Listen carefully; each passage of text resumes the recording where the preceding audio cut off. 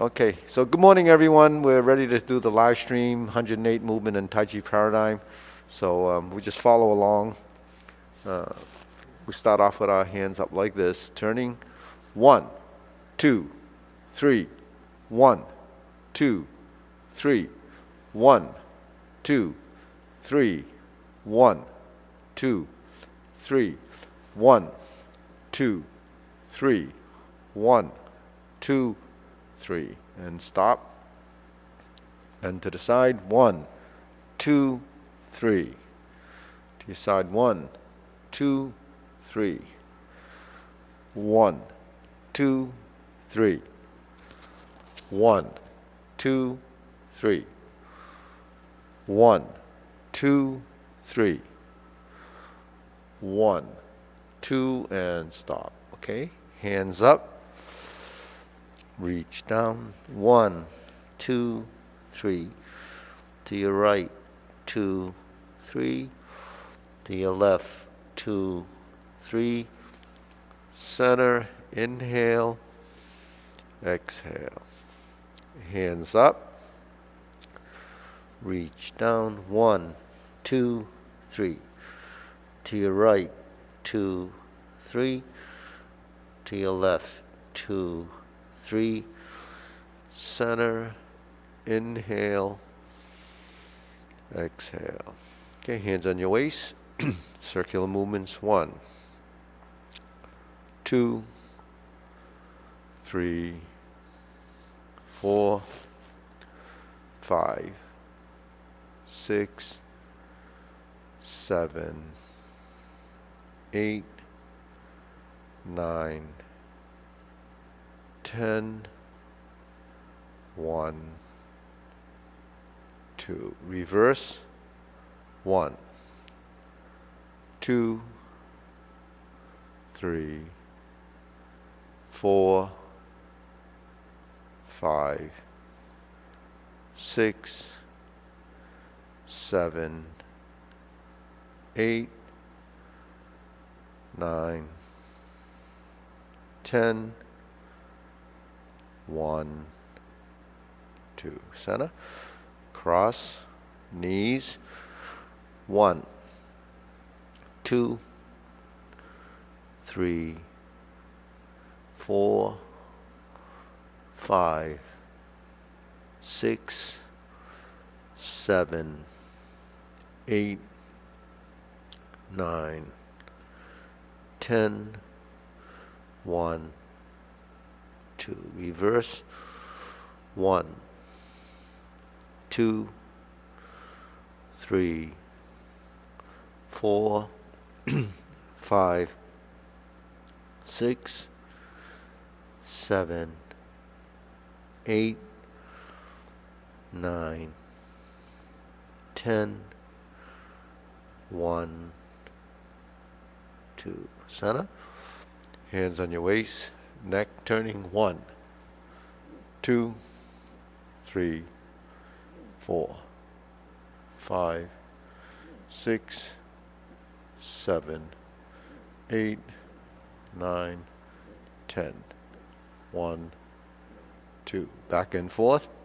1, 2, 3, 4, 5, 6, 7, 8, 9, 10, 1, 2.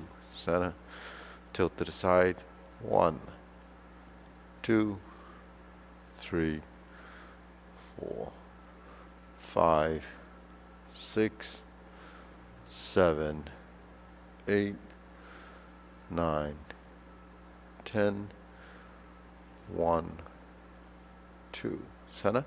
Rotating. 1, 2, 3. Reverse. 1, 2, 3. Center. Hands up, pull and inhale.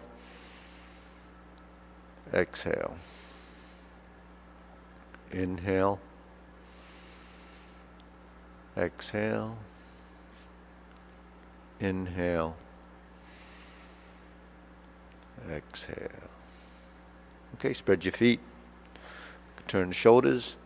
1, 2, 3, 4, 5, 6, 7, 8, 9, 10. 1, 2, 3, 4, 5, 6, 7, 8, 9, 10. 1, 2, 3, and stop. Okay, we'll turn this way and stretch it out.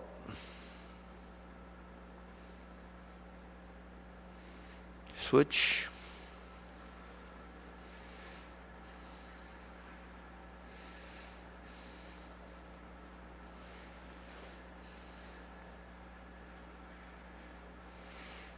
Switch.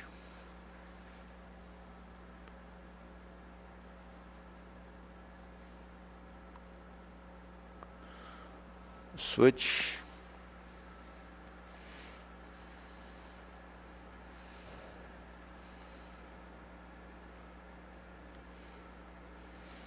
Switch, straighten the front knee.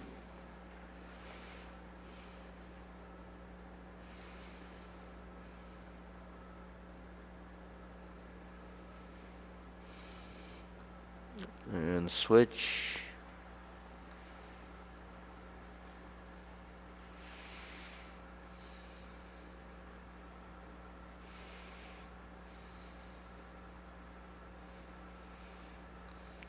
Switch.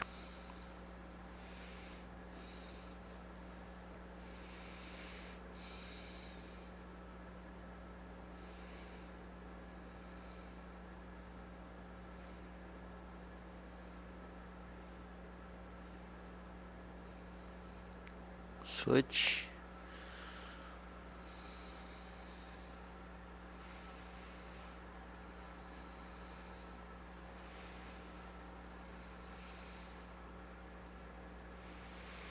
Okay, center.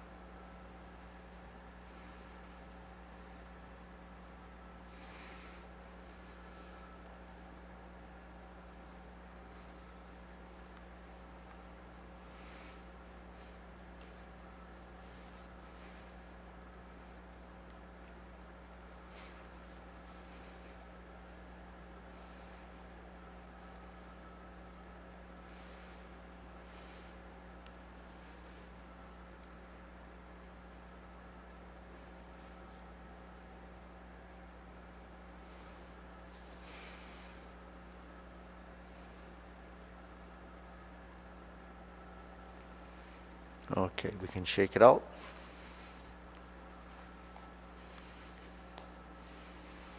Okay, hands up. Pull in, inhale.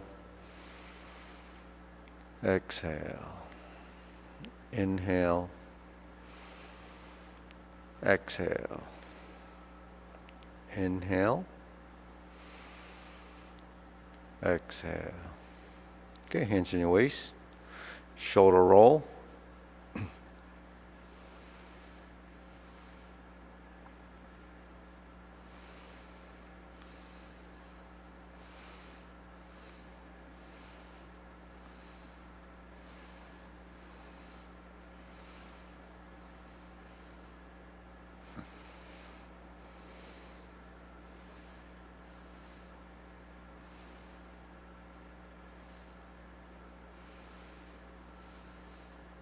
Reverse.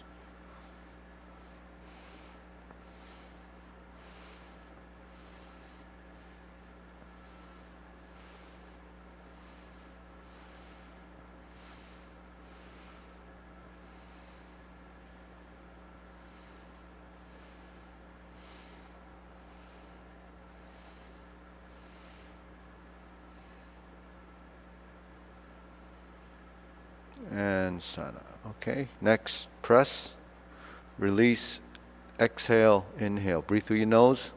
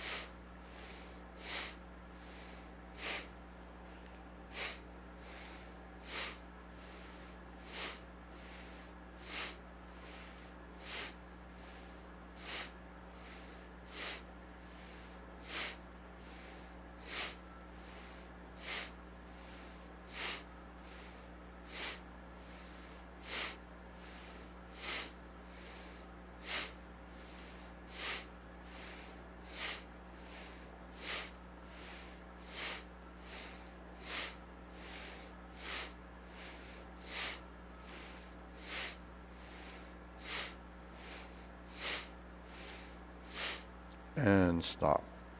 Hands up, pull in, inhale, exhale, inhale,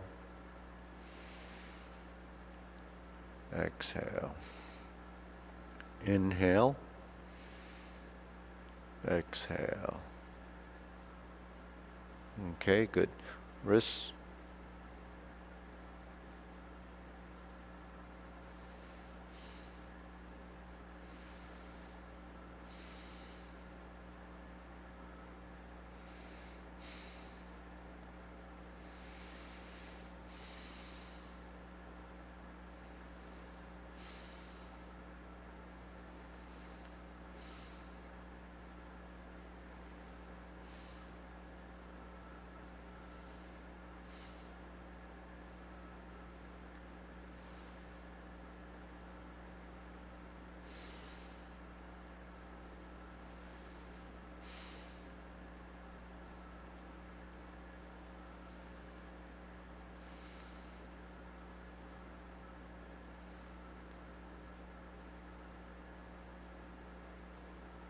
Okay. Reverse.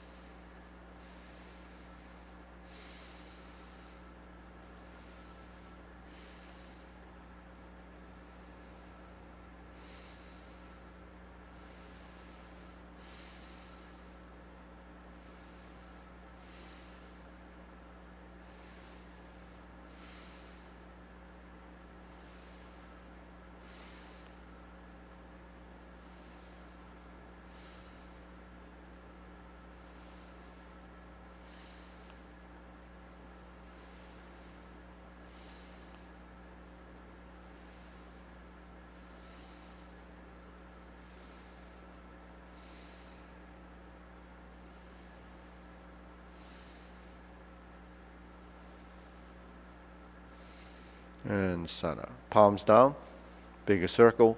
1, 2, 3. 1, 2, 3. 1, 2, 3. 1, 2, 3. 1, 2, 3. 1, 2, 3. 1, 2, 3. 1, 2, 3. 1, 2, 3. 1, 2, and stop. Okay, shake it out. Deep breathing. Inhale, exhale. Inhale, exhale. Okay, one more. Inhale, exhale. Okay, we're going to work shifting from side to side. So we have the hands on the waist. So you get your hip kind of protrude to one side. And what we've been talking a lot about is when you shift your weight where the tailbone finds the heel is where your center of gravity is, and also, well, center of gravity is here, but the center line vertical position really has to track through your heel of that supporting foot. So that's why when we turn our foot in like this, when we shift, the heel is where that vertical line drops in. So if you look in the mirror, you'll see a vertical line, and it actually carries right through to the heel. Now when you turn your body, you can see it's still tracking like that. So when you turn, like in brush knee, you really have to turn when your spine is in the vertical axis. So that's really like an axle. You're rotating like this, connected to the top of the head through to the heel of your foot. So turning has to happen when you're like this. When you're here turning, it's a little bit different, because when you turn like this, your spine here drops there, and then you end up going off balance. So once you can find your spine position, then you're actually over that foot and you can stand. So that's what part of muscle memory is, but part of it is it's a transition, so you have to find it as quickly as possible, but your body will adapt, and it just learns to track it.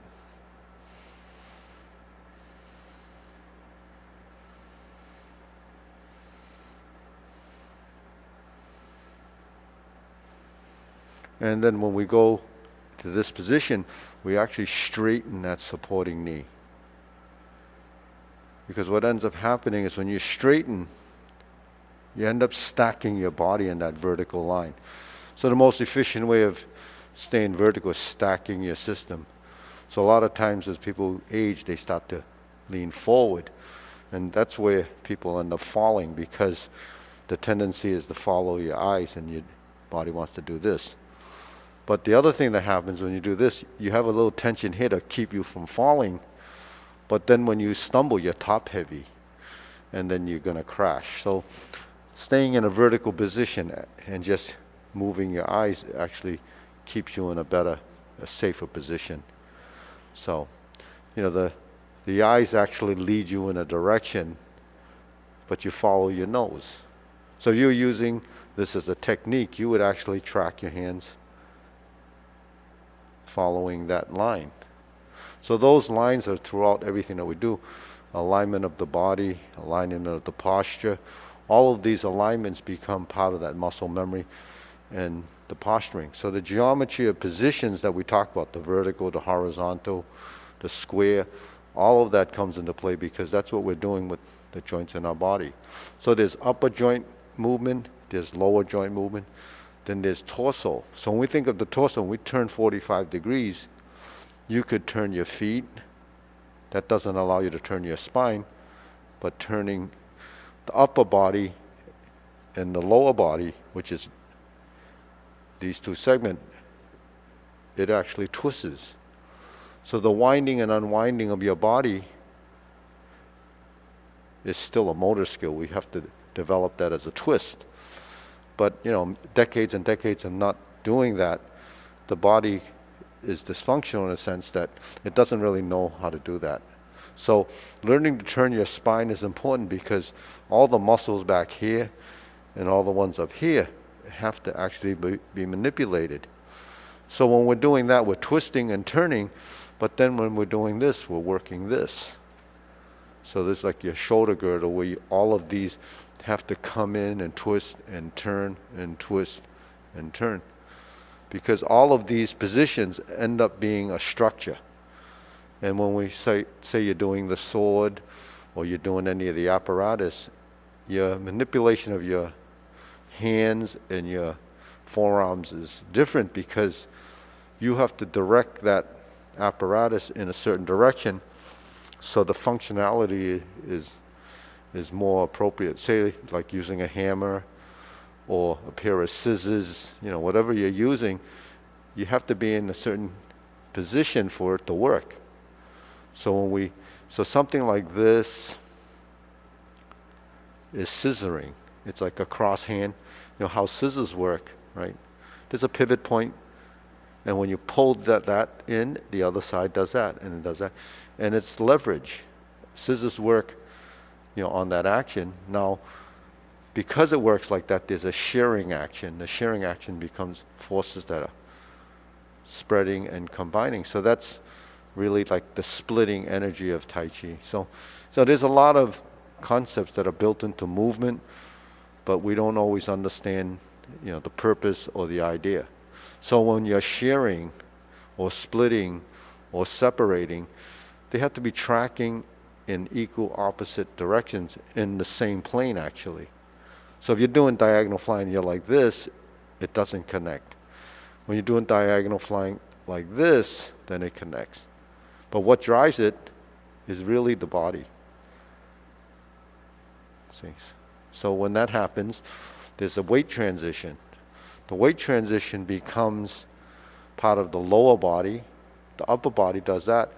Then you build the relationship that we're trying to build, which is integration of body and sort of that harmony in the movement.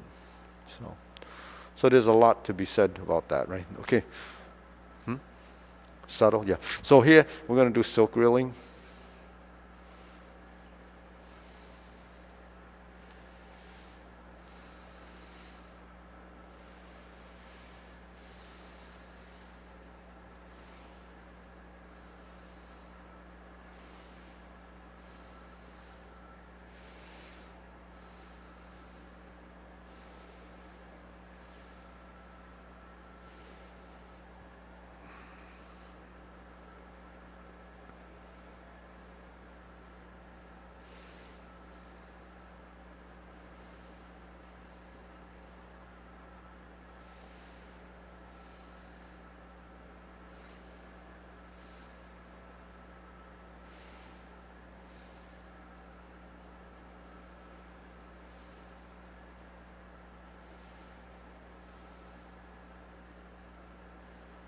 And we switch to the other side.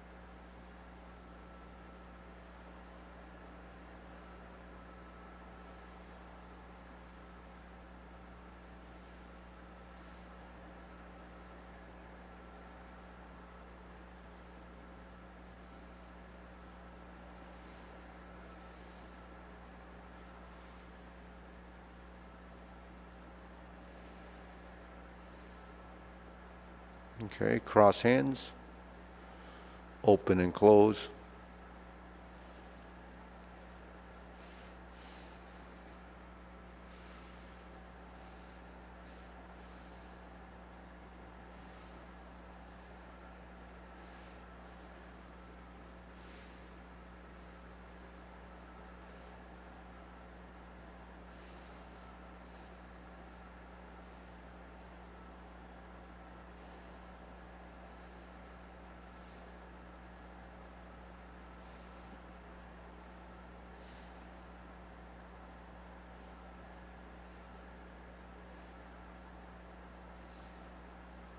Switch.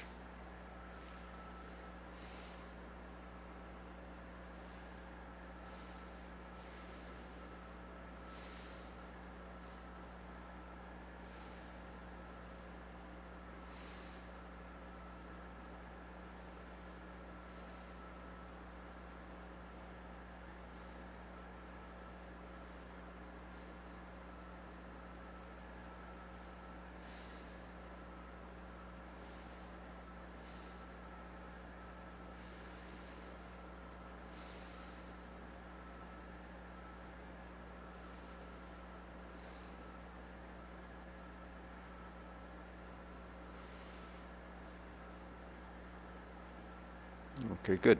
So while we're doing this opening and closing move, which is really the movement that's in the kicks when we spread our hands, if you look at that line that I was talking about, the axle to through, when my foot is here, you crossed here. So you see that the line is through and it's into the heel. Now when I open, my spine is here now, and then it goes up. But then when I sink back down, it turns back into this position. So when you look in the mirror, look at the vertical line. The hands pretty much are known from doing it, but is the body and the leg doing exactly what we're trying to get to happen? So you can see that when you turn, the spine is still within that space.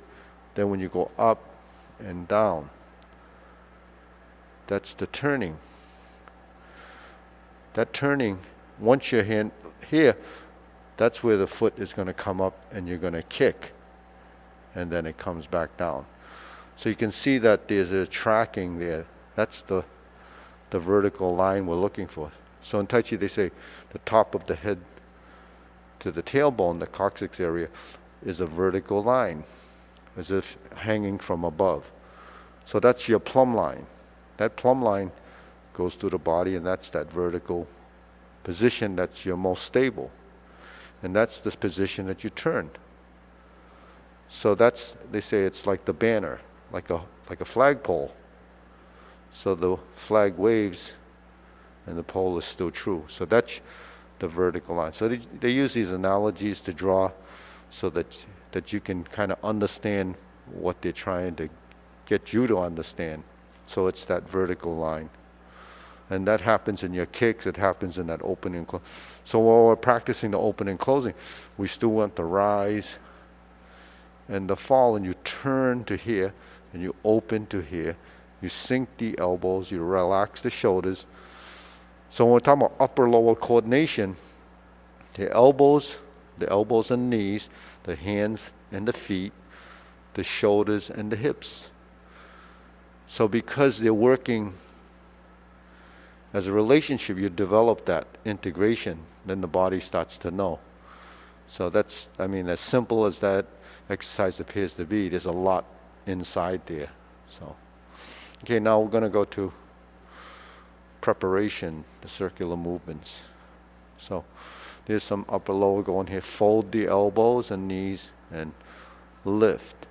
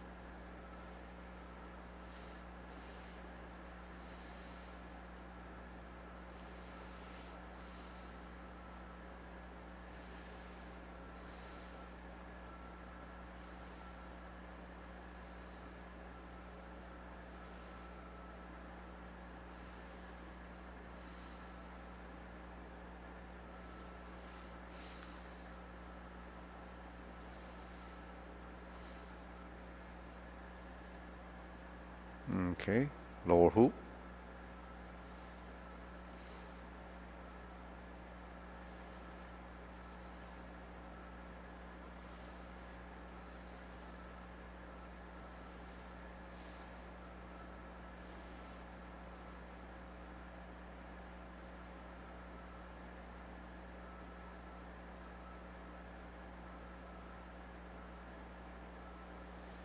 Shoulder height.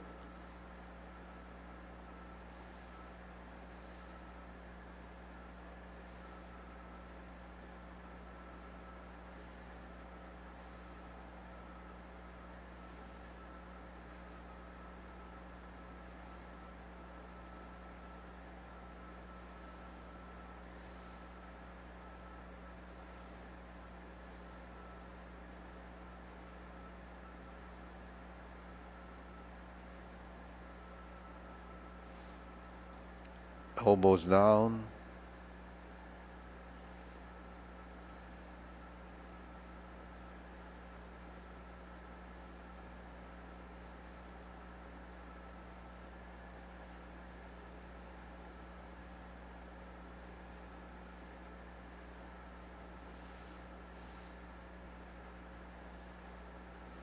And lower. Palms down, lift, straighten up.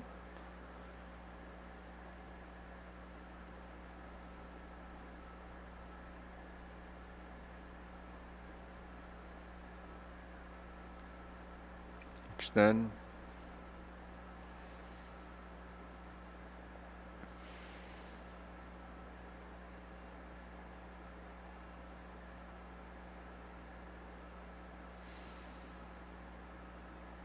Okay, deep breathing, inhale, exhale. Inhale, exhale. Inhale,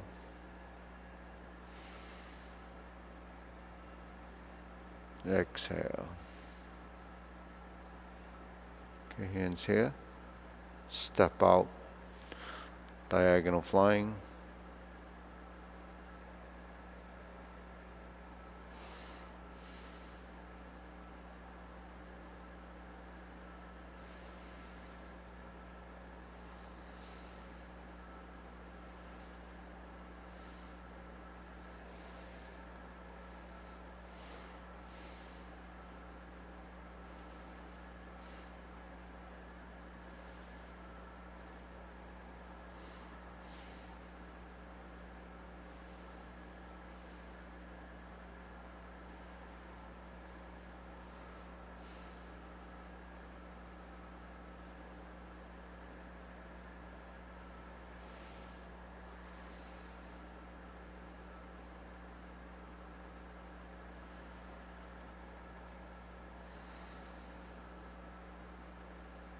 Okay, switch.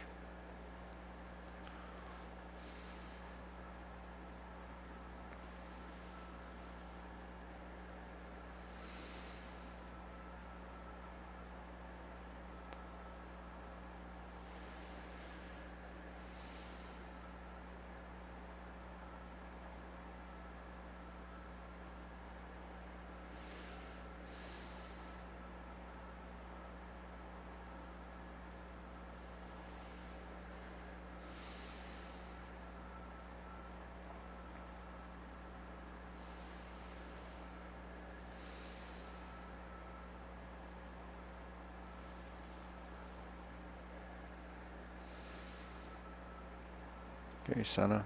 Cloud hands.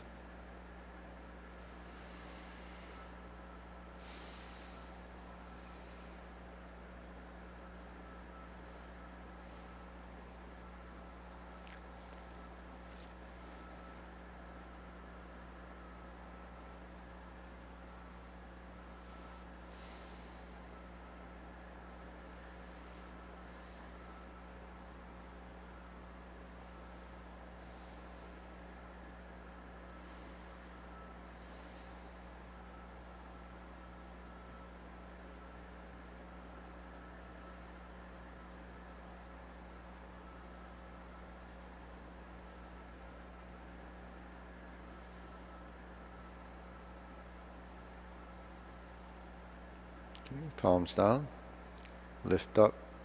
Carry tiger to the mountain.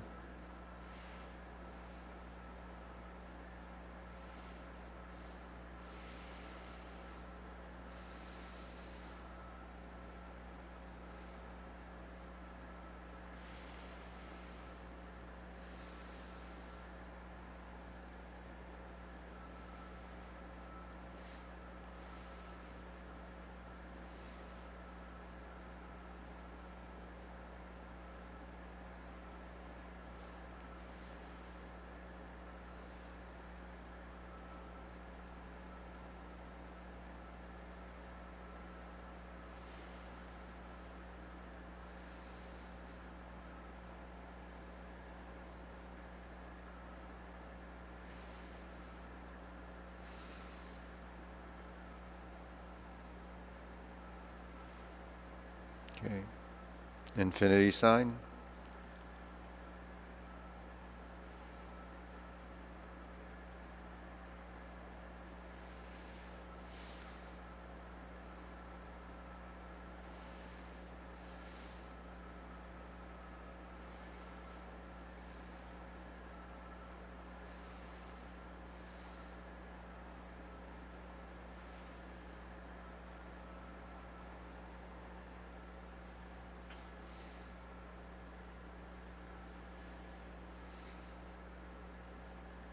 Now we're going to form the fists.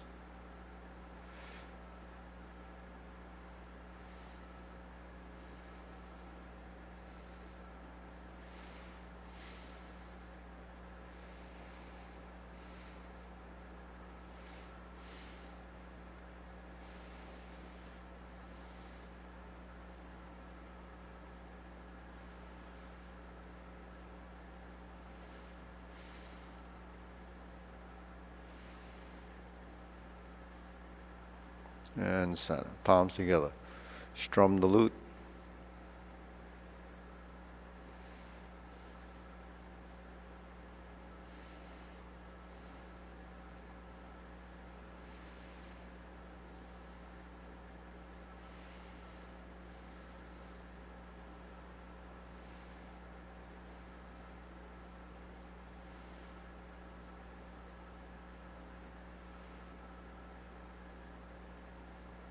And center. Okay, turn, draw the bow.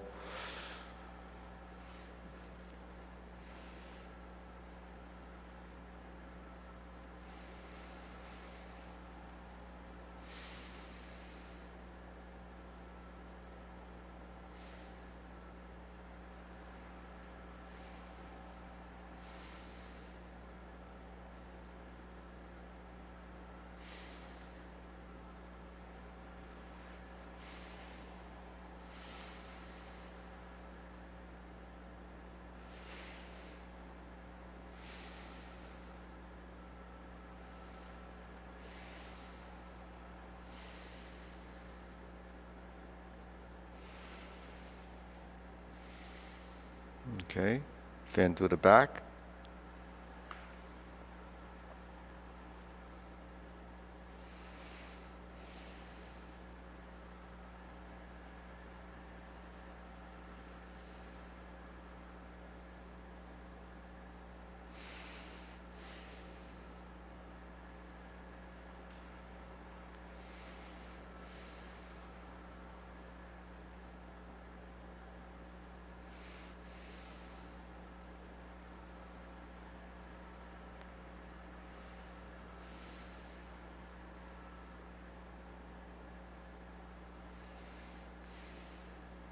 Okay, raise the hand.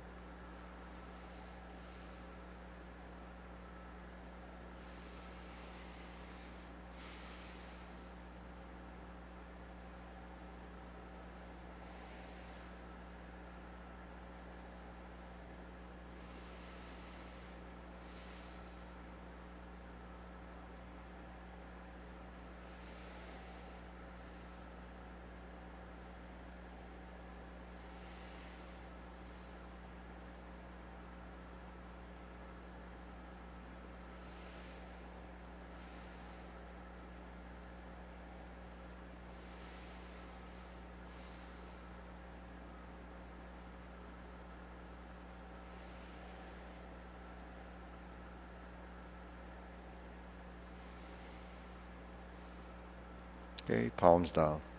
Okay, hands up, deep breathing, inhale. Exhale. Inhale. Exhale. Inhale. Exhale. Okay, so we'll go through the linear form that's facing, everything is, all your postures are going to be facing the mirrors. So we'll go through that. Ready? Preparation. First movement.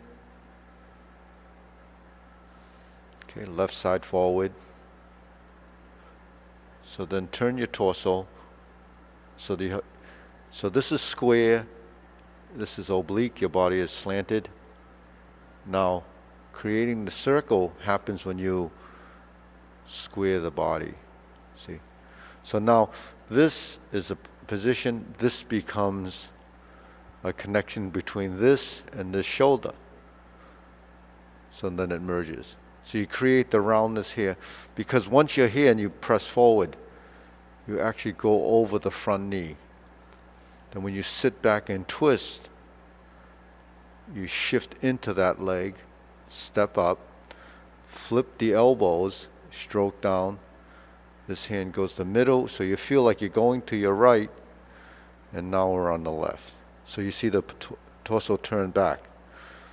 We're here, and then it merges, squaring up, go to the right corner, slant back, go to your right shoulder, and push forward. Hook your wrist, and we turn back, or sit back, toe out, shift the weight, push off, go to the corner, reach out. Now leave the weight on the front leg as you spread the feet. Bring your weight across, and then the hand starts to traverse across till it gets to this corner. The palm goes in. Now you're turning slightly to the right, and then it turns to the left, and then we move to center. Shift. Diagonal flying. Now see what happens after holding the ball. When we shift, our body turns a bit that way. We straighten the foot, and the elbows slant. You see, from here to here. So your arms rock into this position, and then they're on that diagonal plane. Now we shift again, move in, move out, one, turning to your left, and we move to the right center, and we're here. Raise the hand. Bend from the waist. Stork flaps wings. And relax. Okay, so that's the first section form, but what we're building there is torso movement. Because Tai Chi is not actually a lot of just hand movements, it's actually your torso. So when we work on upper-lower coordination, the only way that relationship can build is it goes through your torso positions. So this position of 45, when I talk about the center line, I talk about the two corners, those are directional. So if I turn my body like this, or I turn it like this, that's the torso rotation. If I'm here, if I turn my foot, then there's a combination of torso and turning of the foot, and my feet end up like this. If I do it this way, we're really steering ourselves in a direction.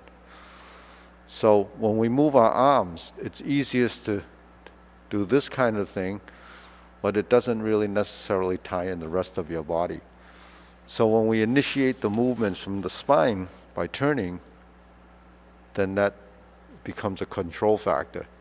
So as we turn our spine, as we expand and contract in the movement, it becomes dimensional. And as we do that, you can really bring in the idea of the passive active movement. Because a passive movement, this is a physical hand movement. This is driven to a direction because of the turning. So even in, say, strum the lute or leaning forward, all of the movements are set up as structures in the arm, and the transitions are happening in the body, and then the body really works with the movement. And it's driven.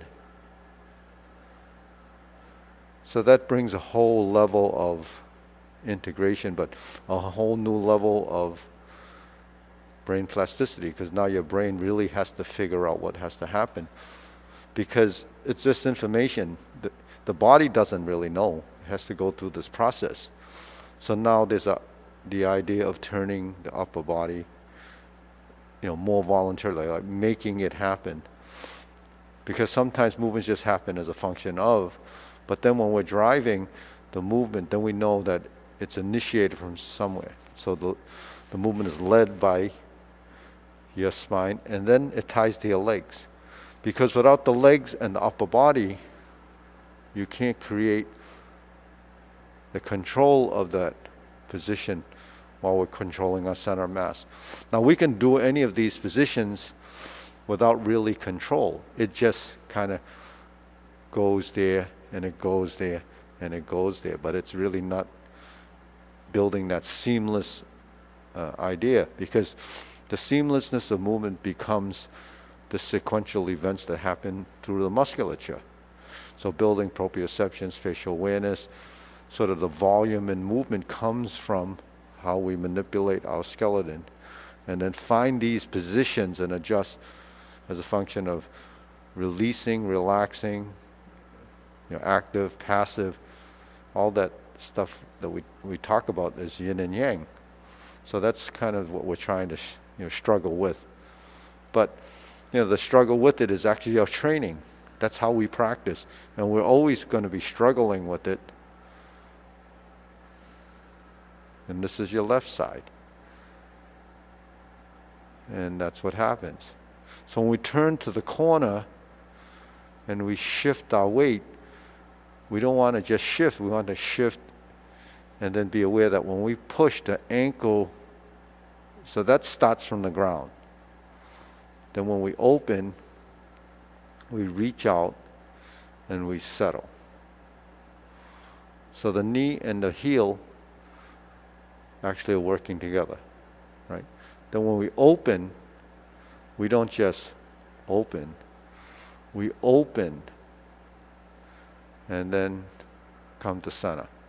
Then we turn to that corner, then we reset toward the center, then we reset toward the center, and then we realign the hands. Okay. Now if we go in this direction, we relax, adjust, and there's your left side diagonal flying. We shift forward and move to center.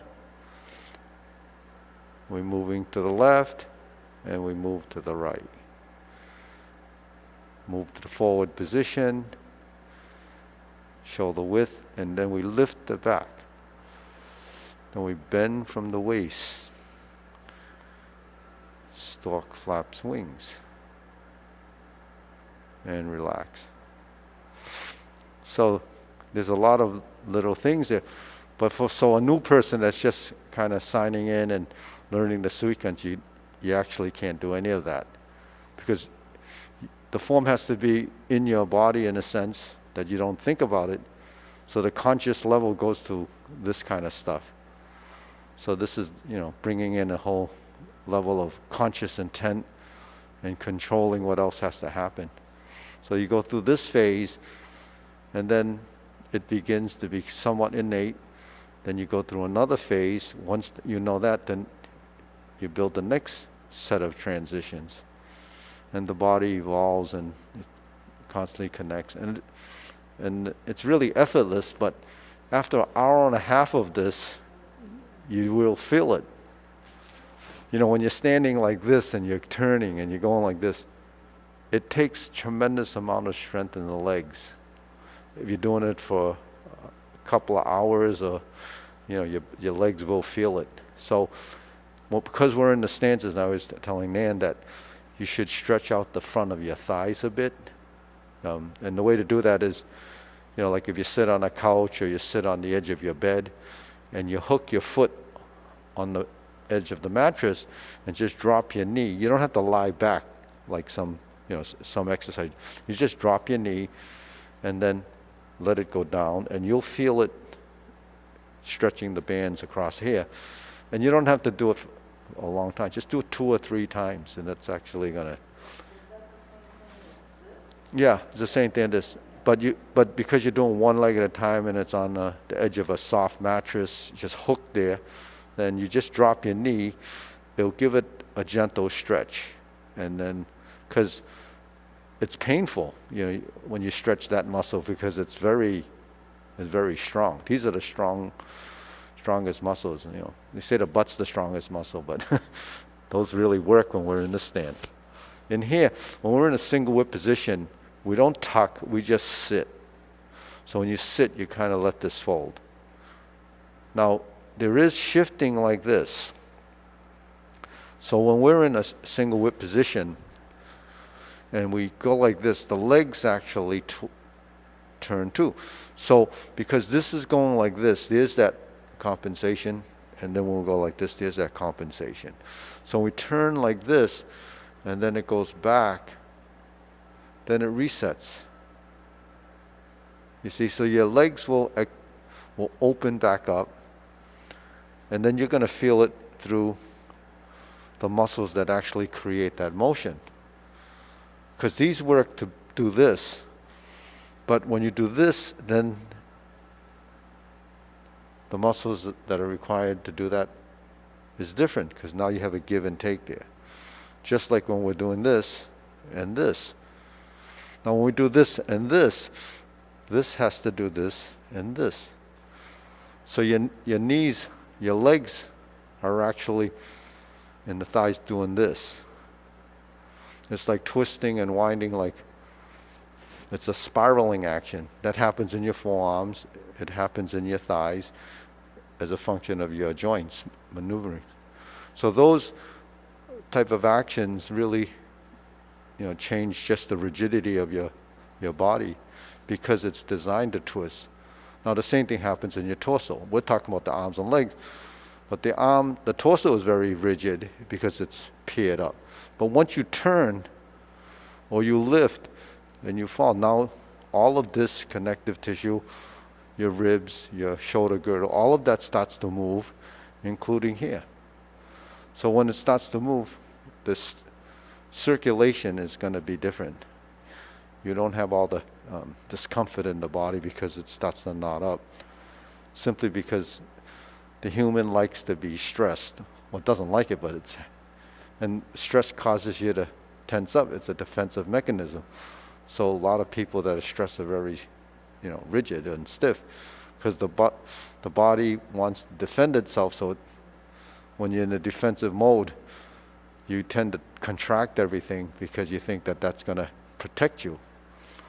We don't have a shell like a turtle, but so we do this. That's the tortoise movement.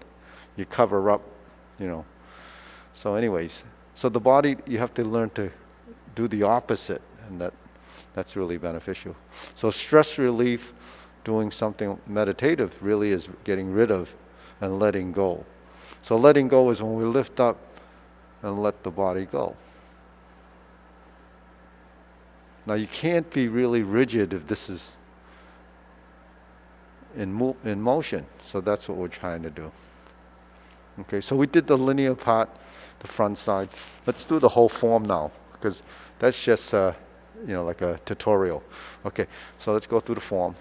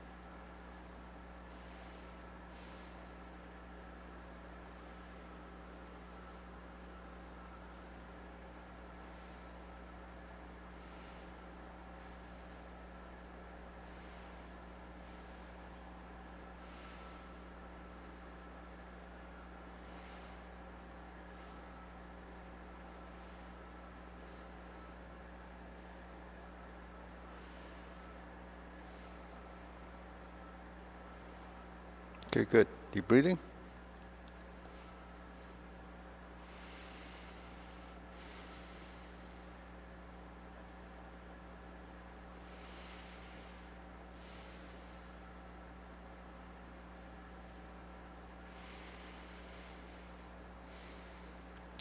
Good.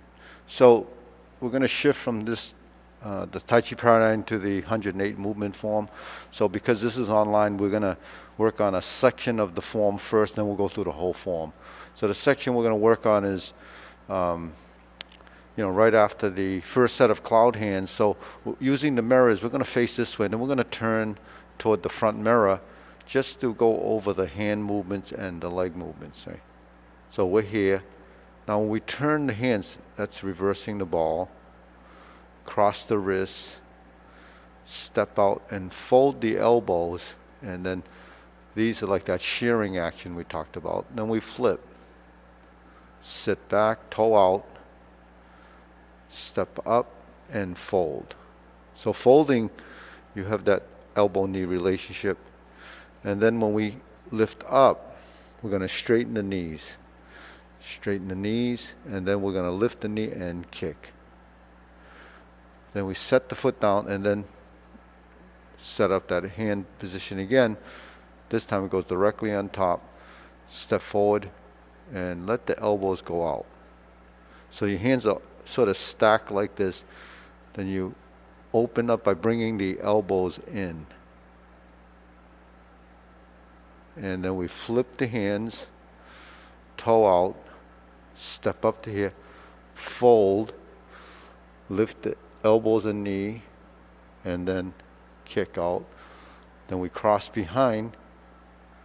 Then we would turn and end up in this position, right? So let's turn back to the mirror, hold this position, and we would actually end up like this. We put our hand on top, open, okay, and then we flipped again. Let's try it again. Fold on this side and kick on the right again. So this is high pat the horse and then flip the hands over. So these are the first two kicks. It's the right and left kicks. So the hand movement, while you know that it's going to open up like this, that's when you first learn the movement, you open. But let's do the movement so the elbow is like this. And then, because you're out,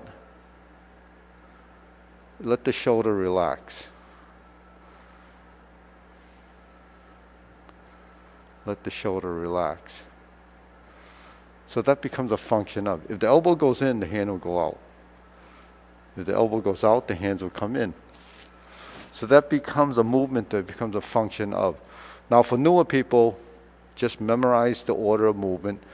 For veterans, or people who have been doing it for a while, try to develop this transition as an expansion and contraction. Because when we say sink the elbow, relax the shoulder, the shoulder is allowed to twist. Now this is in a horizontal plane, but we're doing the same thing when we do this. What happens is when the elbow drops, the hand comes in, right? Or if the hands are here, if the elbow extends, the hands go out. So when you're working off of, a hand movement, it's really your limb, the whole appendage. You have an elbow, you have a shoulder, you have a wrist. Those three joints have to become a unit that happens on both sides. So if you get this side unit and this side you work together, you're really manipulating 6 joints on the upper, 6 on the lower. And that manipulation becomes a passive active action. So if it's always active, active, active, then it defies the law of double weightedness. You don't want to be double weighted, and your hands shouldn't be really double weighted. You're moving and driving it from either the torso or the hand. Now in this instance, because it's scissoring, they're working together, but create the motion through a manipulation of that. Now once you have that, then you tie it to the body, then the hand action becomes a function of your forward and backward action. So because you're getting into a stance, then you're expanding, sitting back, turning, coming to this position, and folding, and lifting, then that sets you up for the kick. Then when you cross behind and you turn, you have this position, and you fold again, then you lift, and then you do the heel kick. And then we settle back into the stance. So a passive action for the leg, if you just physically do this, then that becomes a physical side going down. But when you, after the kick, you want to sink down and bring the foot down. Pardon me? Oh, not yet, no. So, anyways, so let's do a few deep breaths.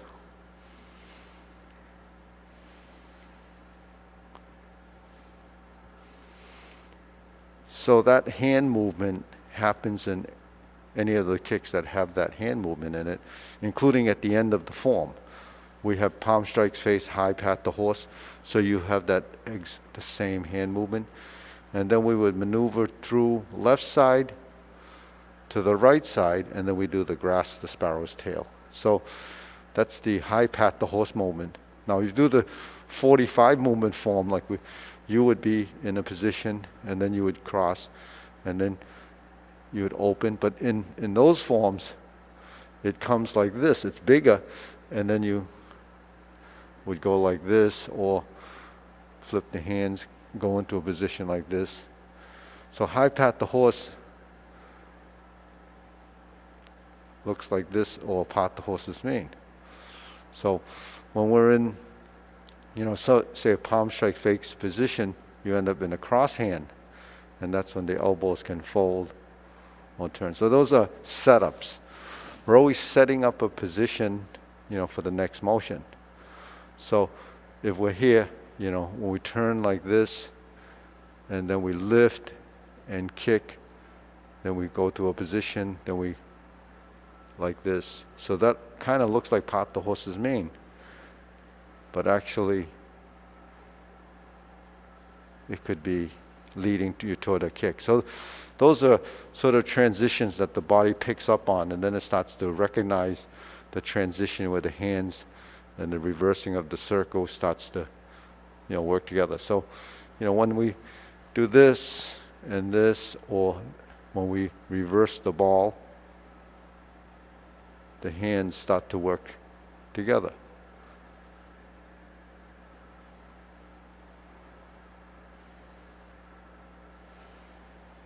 So we end up moving like a robot and build that relationship. So any of these little things, you do them a number of times and the body will learn it, and then it gets inserted into your movement, and that's how you kind of evolve. So a lot of times sequentially you reach a limit. Its sequence doesn't change. It's this stuff that changes, and then you evolve, you reach a threshold of like it's not going anywhere, but then you add this component and the movements start to change because your body starts to recognize. So when we talk about brain plasticity or learning through movement, it really does change, because once you learn a hand that translates into movement that's telling your body what to do, it's really another level of learning, which is really important to keep that kind of fresh. So anyways, so that's the first two kicks. Let's do the beat the tiger movement. So that's similar. When we start here right after the first cloud hands, then we end up here again. So not working with sequence, but working with this movement. There's your exact hand movement that we had with the first kick. Now when we lift up, this time we're going to stroke out like this. And then we're going to merge like this. So now we're in the center position, and we shift the weight backwards, open this leg up, find your stance, come through center like this, and then end up like this. Now we're going to drop the elbow, sit back, turn, find that back corner, turn towards your center, and it looks kind of like Jade Ladywork shuttle, but it's the same position actually till you turn here. Now that's beat the tiger position. Okay, your wrist is slightly bent, this is slightly bent. Then we're going to lower the hands. So we come from here, down, relax the shoulders, lift up, cross, flatten the elbows, lift, and then it opens up. Then we come down, and 2 punches to the ear. Okay, so that's same hand movement. 1, 2, 3. 1, 2, 3, 4. 1, 2, 3, 4. 1, 2, 3. 1, 2, 3, 4. 1, 2, 3, 4. 1,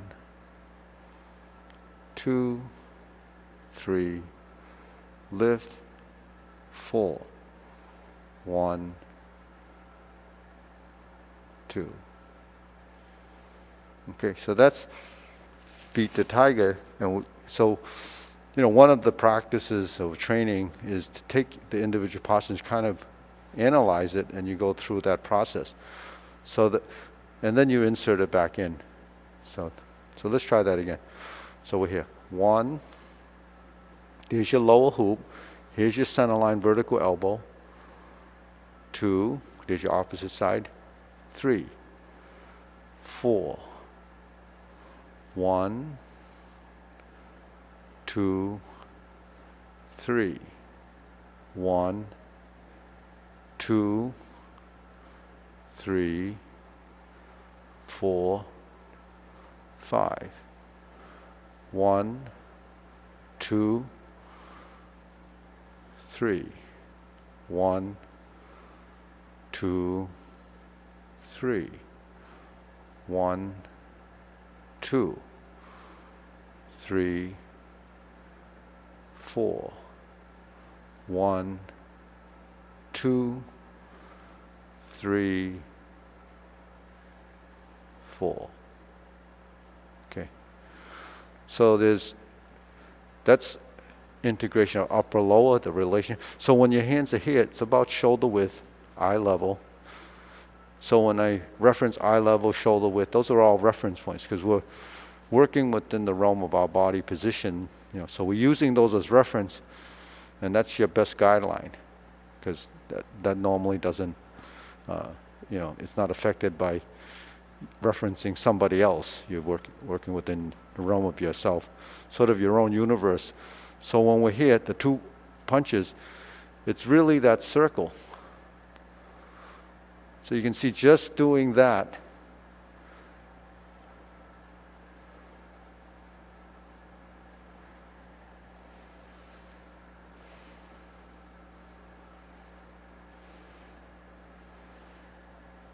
that's your 2 punches to the ear. So when we open and then we cross behind, this goes right where the knee is to find that position, and your hands go to that neutral. Then you shift. This is one of the instances you push off the front leg to stabilize yourself here to open up here. Then when you open the stance, just like in the single whip, you turn to here. Now we drop the elbow. Bring it down. Vertical elbow. Turn to center. This position, make your fists. Now we sit back and turn. Sink. Lower hoop. Cross hands. Elbow out. Lift the knee. Heel kick. So here's elbow out, elbow in, hands down, and there's your circle. So you see how valuable the mirror is for yourself to see and track the size, so you know that it's round, you know it's even, you know they're landing where the two knuckles are aligned with your eyes, and then you build that geometry of position. So, yeah, sure. Okay, so we're here. 1, 2, 3. 1, 2, 3. 1, 2, 3, 4. Oh, there's a kick. We're opening. 1, 2, 3, 4. Vertical elbow. Down. Sink the elbow. Turn. Turn. Make your fists. Turn back to the front. Sink in the stance. Lower the hand. Sort of lift so you can drop. Lift. Okay. And then when we lift, we heel kick. Yeah. So eventually your body picks up that timing. You know, rising and falling. See, because we have this idea of forward and back, right and left, and center. Now, when you go forward and back, that's a balance in motion. So when you move right, you move left. When you move left, you move right. When you go down, you go up. When you go up, you go down. And you bring that concept into your movement. Then you build that fluidity and integration. So the body really gets more intelligent. It's called Dongging, understanding strength. So learning to use your strength is really what's pretty amazing about Tai Chi, because learning to use strength heightens sensitivity. You can feel, you know the differences. So it's sort of, you know thyself, you know thy enemy. I was talking about that last night in the class. When you know your capacity of your movement and what it feels like, once you add an external force or an external something, your body detects that. It knows. And it can know through the feeling of strength, how much it is, how little it is, then from that you develop the perception of speed and action. So that happens, in the upper body. But in the lower body, what happens? You develop sensitivity of pressure. What it feels like to be grounded, what it feels like to be light, what it feels like to shift your weight, because all those messages are getting sent up to here to let you know. That's part of proprioception. So there's a lot of feedback through the experience, and that's what life is all about, right? Feedback through experience, and then you become knowledgeable about something because the feedback and your experience has become something that you now know. And it happens in anything that we do. Doesn't matter what discipline, doesn't matter. It's just life's experience, and from that experience allows you to be knowledgeable.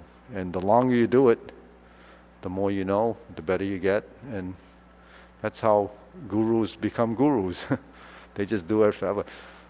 Some of the, those old times, even in the Shaolin monks, they say, how do they get smarter? They don't even look at anything other than nature. But just from the experience, they start to begin to format a way of thinking, and then they can figure out things that they didn't even know existed. It's kind of crazy, but so we'll go through that one more time. We'll do the long form, all right? Because I think we have enough time to do most of the long form. Yeah, 1, 2, 3, 1, 2, 3, 1, 2, 3, 1, 2, 3, 1, 2, 3, 1. Sink. 2, 3, 1, 2, 3, and then here, and then we would end up here. Okay. So while we're going through just that posture, you see how many little interim positions there are. So when those posture or those positions start to sync up with the legs, those are the phases of your movement, and those phases become part of the timing. And as your timing evolves, all of that will start to blend, and then it becomes like it's seamless, like learning the sequence. So, okay, so let's pick it up from after the cloud hands, because otherwise we won't get to the end of the form. So we're here, and we're going to turn. So here's where we do our first kick.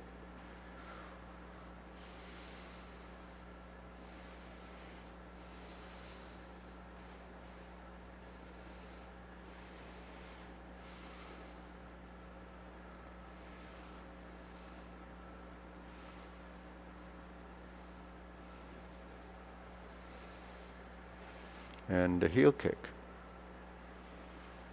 Then continue to brush knee.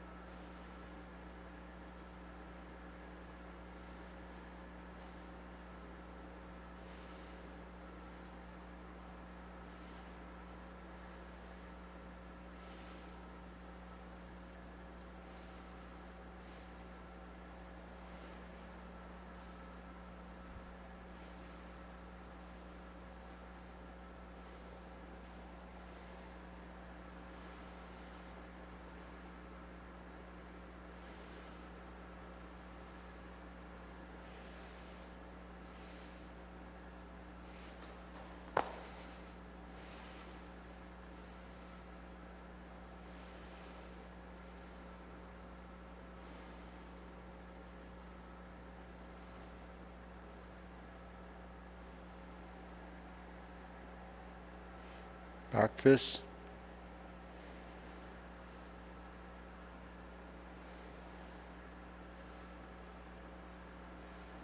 Here's that. That was the high pat the horse.